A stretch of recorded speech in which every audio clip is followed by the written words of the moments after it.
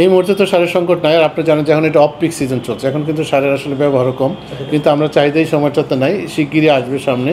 যে যে এখন তো আমাদের ধরেন মাত্র আমরা বড় ফসল শেষ করলাম, এখন আমাদের আমরা এখন সারগুলো স্টক করছি, আমাদের যে নিয়ম অনুযায়ী সারগুলো আনার কথা সেভাবে আসছে। এবং আমরা এখন যেহেতু ডলারের সংকট নাই, আমরা অনেকখানি মানে পজিটিভ আছি। নতুন নতুন দেশের সাথে আমরা নতুন নতুন চুক্তি করার চেষ্টা করছি, যাতে করে আমাদের জন্য সারকে অল্টারনেটিভ সোর্স বাড়ানোর জন্য আমরা চেষ্টা করছি, যাতে আমাদের ডিপেন্ডেন্সিটা কমে। সেগুলো নিয়ে আমরা কাজ করছি। আশা করছি যে সারের সামনে আগেরবার বা আগে যেরকম সমস্যা আমরা রেগুলার শুনেছি সেটা ইনশাল্লাহ থাকবে না। ধন্যবাদ আপনাদেরকে। হ্যাঁ, আসলে আমাদের এই আগস্টে অন্তর্বর্তীকালীন সরকার ক্ষমতা আসার পর থেকে কৃষিতে বেশ কিছু চ্যালেঞ্জ ছিল। আপনারা হয়তো অনেকে জানেন, দেখে থাকবেন। প্রথম যে চ্যালেঞ্জটা আসলে আমরা ফেস করেছি কৃষি মন্ত্রণালয় থেকে, যে আমাদের একদম আগস্টের মাঝামাঝি সময় পরের থেকে হঠাৎ করে কিন্তু পরপর 3টা বন্যা হয়েছে। আমাদের প্রায় 24টা জেলা ব্যাপক ফসলের ক্ষতিগ্রস্ত হয়েছে তখন। তো সেটা এই ক্ষতিটা পোষানো এবং বন্যা উত্তর কার্যক্রম হাতে নেওয়া আমাদের একটা বড় চ্যালেঞ্জ ছিল। তো আমরা চেষ্টা করেছি বিভিন্নভাবে সেটাকে সফলভাবে উত্তরণের জন্য। প্রথমত আমরা কৃষিতে যে ইনসেন্টিভ দেয় সেটা দিয়ে আমরা নতুন করে প্রণোদনা দিয়েছি।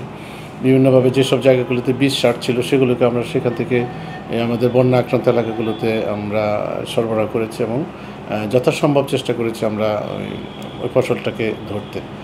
তারপর যেগুলো পানি একটু দেরিতে পানি গেছে সেখানে আমরা যেটা করেছি, আমরা পরে সবজি সবজি সেটা করেছি এবং শীতকালীন সবজির জন্য আলাদা প্রণোদনা দিয়েছি এবং দিয়ে আমরা একটা বিকল্প ফসলের মাধ্যমে আমাদের চাষি এবং কৃষক ভাইদেরকে তাদের সেই ক্ষতিটা পোষণের চেষ্টা করেছি। এবং এটাকে মাথায় নিয়ে আমরা কিন্তু একটা ওয়ার্ল্ড ব্যাংকের সাথে একটা প্রজেক্ট আমরা এর মধ্যে করেছি, যাতে করে ওই যারা ক্ষতিগ্রস্ত কৃষক এবং এই কৃষির যে ক্ষতিগ্রস্ত এলাকা সেখানে কৃষির কীভাবে তাদেরকে কীভাবে পুনর্বাসন করা যায় সেটার জন্য একটা দীর্ঘমেয়াদী পরিকল্পনা আমাদের রয়েছে। খুব কয়েকদিন আগেই এটা প্রজেক্টটা পাস হয়েছে এবং ওয়ার্ল্ড ব্যাংকের সহায়তা আমরা একটা কার্যক্রম হাতে নিয়ে চলি। আপনারা জেনে থাকবেন যে আসলে একটা বড় চ্যালেঞ্জ ছিল এই শুরু থেকেই সার ব্যবস্থাপনা নিয়ে। বিশেষ করে ডলার আমরা সাফিসিয়েন্ট না পাওয়ার কারণে এলসি খোলা যায় না এবং আমাদের কিন্তু বেশ কয়েকটা দেশ থেকে সারের যে অর্ডারগুলো ছিল সেগুলো ক্যান্সেল হচ্ছিল। এবং এই অন্তর্বর্তীকালীন সরকার এসে কিন্তু আমি খুবই কৃতজ্ঞ মাননীয় প্রধানমন্ত্রী এবং আমাদের মাননীয় উপদেষ্টা এবং অন্যান্য অর্থ উপদেষ্টা মহোদয় এবং অন্যান্য উপদেষ্টারা খুবই আন্তরিকভাবে আমাদেরকে এই সার ব্যবস্থাপনাটা সহজীকরণ করার জন্য আমাদেরকে ব্যাপকভাবে সাহায্য করেছেন। গভর্নর, বাংলাদেশ ব্যাংক এবং আমাদের অর্থ মন্ত্রণালয় থেকে আমাদের কিন্তু খুবই সহায়তা করার কারণে আমরা প্রতিকূলতার মধ্যেও এই ডলার অনেক আমাদেরকে বিশেষভাবে দেওয়া হয়েছে এবং যে কারণে আমরা সারের সরবরাহটা নিশ্চিত করতে পেরেছি। এর মধ্যে বেশ কিছু দেশের সারের অর্ডার বাতিল হয়েছিল, সেগুলো আমরা কিন্তু কোনোভাবে কাটিয়ে উঠেছি এবং এই যে একটা পুরা ব্যবস্থাপনাটা কিন্তু অনেকটা বড় রকমের রিস্কের মধ্যে ছিল। তো আল্লাহর রহমতে যেটা হয়েছে যে আমরা এই সরকারের যথাযথ পদক্ষেপ এবং বিশেষ করে ডলারের সংকটের মধ্যেও আমাদেরকে সাফিসিয়েন্ট বা প্রয়োজনীয় ডলার সরবরাহ করতে পারার কারণে আমরা এটাকে স্বাভাবিক রাখতে পেরেছি এবং সারের সংকটটা আসলে পাবলিকলি দেখা যায়নি। আমরা কিন্তু এক ধরনের ভীত ছিলাম গত বছরের এই সব সার্বিক অবস্থায়।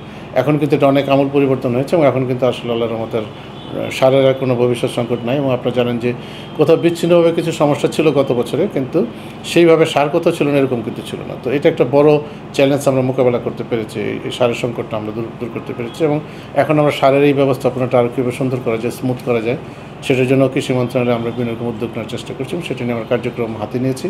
আশা করি সামনে সারের সংকট আর সেভাবে হবে না। ইতিমধ্যে আমরা ITFCর সাথে গতকালকে একটা লোন এগ্রিমেন্ট আমাদের মাননীয় অর্থ উপদেষ্টা মহোদয়ের নেতৃত্বে যে কমিটি আছে সেটা তারা অনুমোদন দিয়েছেন। এটা পেলে আমাদের জন্য আরও সহজ হবে। আমরা এখান থেকে সহজ শর্তে আমরা ঋণ পাবো, সেই ঋণ অনুযায়ী আমরা সারের সংকটটায় আমরা অর্থ যোগান দিতে পারবো এবং এলসির ঝামেলাটা অনেকাংশে কমবে। তো এটা একটা বড়, আমি বলবো, সরকারের অ্যাচিভমেন্ট যে আমরা সারের সংকটটা যেভাবে ক্রাইসিস মোমেন্টে আমরা সংকটটাকে মোকাবেলা করতে পেরেছি এবং এখন যে সামনে যে প্রক্রিয়াগুলো রয়েছে সেটাতে কিন্তু আরও অনেক সহজতর হবে। আমরা গোডাউন নির্মাণের জন্য বিভিন্ন রকম প্রক্রিয়া আছে, সেগুলো হলে এক সময় তো সারের কোনো সংকট আর সেইভাবে ইনশাল্লাহ থাকবে না। এই মুহূর্তে তো সারের সংকট নাই। আর আপনি জানেন যে এখন এটা অফ পিক সিজন চলছে, এখন কিন্তু সারের আসলে ব্যবহারও কম, কিন্তু আমরা চাহিদা এই সময়টাতে নাই, শিগগিরই আসবে সামনে।